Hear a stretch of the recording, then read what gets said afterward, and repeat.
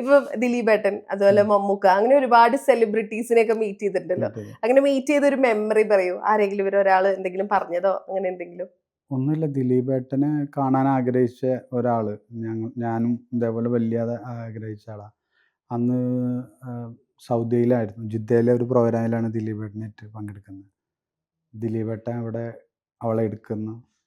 പിന്നെ അവൾക്കന്ന് ഗിഫ്റ്റായിട്ട് അവരൊരു സാംസങ്ങിൻ്റെ ടാബ് പുതിയ ഇറങ്ങിയൊരു ഏതോ വേർഷനാണ് കൊടുത്തത്.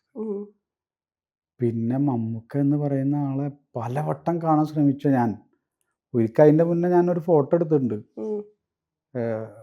കമ്മത്തിൻ്റെ സെറ്റ്. ഞാൻ മണിക്കൂറോളം മമ്മൂക്കാനായിട്ട് ഇരിക്കുന്ന സദസ്സിലും പിന്നെ വേദിയിലും ഇരിക്കുകയാണ്. മമ്മൂക്ക ചേർത്ത് പിടിക്കുന്നു, എൻ്റെ വൈഫിനെ സ്റ്റേജിലേക്ക് വിളിക്കുന്നു, ഫോട്ടോ എടുക്കുന്നു. ഞാൻ എന്നിട്ട് അന്ന് കഴിഞ്ഞ് പോയിട്ട് വീട്ടിലെത്തിയിട്ട് സ്വപ്നമാവും.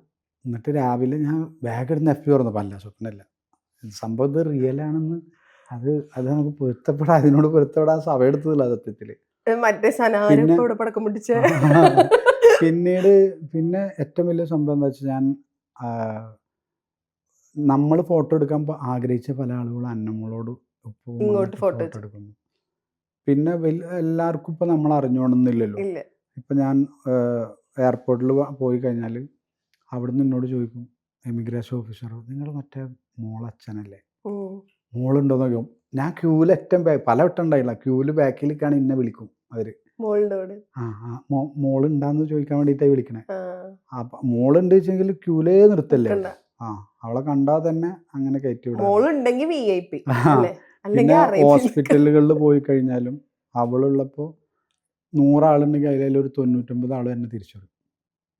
അവളില്ലാതെ പോകുന്ന സമയത്ത് ഒരു 5 ആളോ 10 ആളോ നമ്മളെ തിരിച്ചറിയുന്നു. അവളുള്ളപ്പോൾ പെട്ടെന്ന് തിരിച്ചറിയാം. അപ്പോൾ അതൊക്കെ ഒരു പറഞ്ഞറിയിക്കാൻ പറ്റാത്തൊരു സന്തോഷമാണ്. ആൾക്ക് സ്കൂളിൽ എങ്ങനെയാ ഈ സെലിബ്രിറ്റി സ്റ്റേറ്റസ് തന്നെയാ? അവളെ എന്താന്ന് വെച്ചാൽ, അവള് സ്കൂളിൽ പോയി കഴിഞ്ഞാൽ വണ്ടിയിൽ നിന്ന് ഇറങ്ങും. അവള് സ്കൂൾ വണ്ടിയിലാണ് പോകുന്നത്. പിന്നെ ലാസ്റ്റ് ട്രിപ്പിലാണ് തിരിച്ചു വരുന്നത്. അപ്പോൾ ആ സമയത്ത് വരെ വെയിറ്റ് ചെയ്യാൻ നിൽക്കാൻ ആൾ സ്കൂൾ വിട്ട ഉടനെ ഫോൺ ചെയ്യും. അപ്പോൾ ഞാൻ ഉണ്ടെങ്കിൽ ഞാൻ പോയി എടുത്തുകൊണ്ട്, അല്ലെങ്കിൽ വേറെ ആരെങ്കിലും പോയി എടുത്തുകൊണ്ട് വരും. അവളെ കൊണ്ട് ബാഗ് വരെ പിടിപ്പിക്കൂല അവളെ കൂട്ടുകാരിമാർ. അവളെ കൂടെ അങ്ങനെ കൊടുക്കും. പിന്നെ ആൺകുട്ടികളാണെങ്കിൽ ഉച്ച സമയത്തൊക്കെ ബുദ്ധിമുട്ടിക്കരുത്, അവർ ഡിസ്റ്റർബ് ചെയ്യരുത് എന്നൊക്കെ പറഞ്ഞിട്ട് അങ്ങനെ എല്ലാവർക്കും ഇഷ്ടമാണ് അവളെ. അന്നമ്മളെ എന്ന് പറഞ്ഞാൽ സ്കൂളിലായാലും ടീച്ചേഴ്സായാലും കുട്ടികൾക്കൊക്കെ ഭയങ്കര ഇഷ്ടമാണ്.